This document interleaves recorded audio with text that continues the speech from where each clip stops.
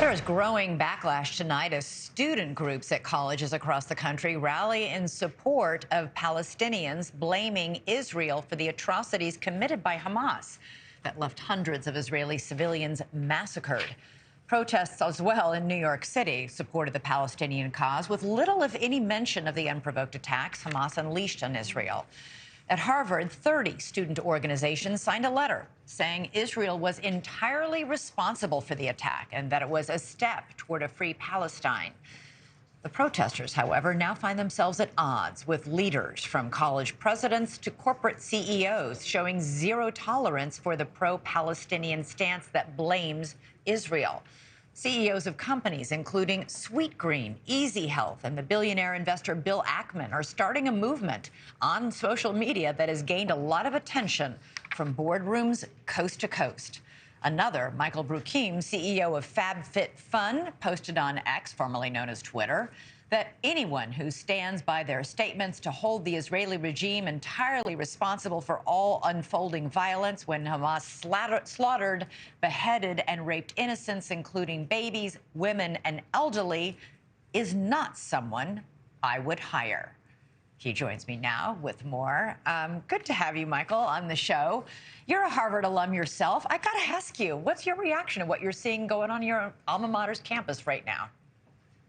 I mean, it's disappointing and it's shocking. Thanks for having me on. I was surprised that this was even a controversial statement to make. To be totally honest, because it feels obvious. When you're singling out Israel in the context of in the direct aftermath of you're seeing these horrific images of babies being killed and women raped, elderly being shot at point blank range.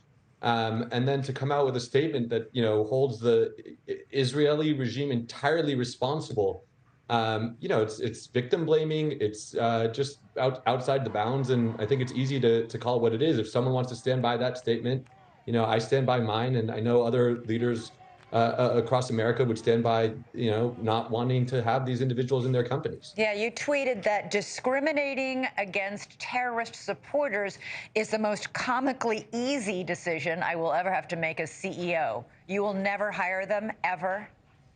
I mean, look, the short answer is if someone is a terrorist supporter, yes, I will never hire that person. There's no equivocation, no doubt about that. There were individuals that decided to disaffiliate with their organizations, right, or write letters to their organization saying like, hey, I didn't know we were signing on to this, and I don't want to be part of it, and ask the organizations to remove their names from those letters. And I think that's totally a fair way to deal with that. And those people I think are honest people, and we should definitely look at them. And obviously there's an application process to work at any company. You have to take things into context.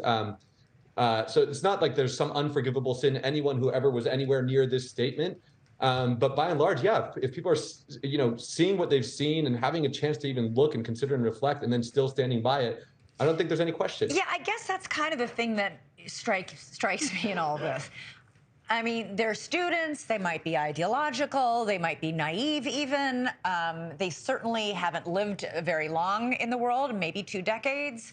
Some of them might have personal experience that would enlighten them even further. But the point is to make that statement initially was bad, according to you and many others.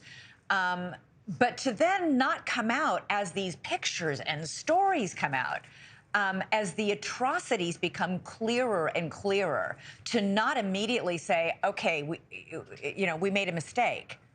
Many of these kids have not done that. They are standing by those statements.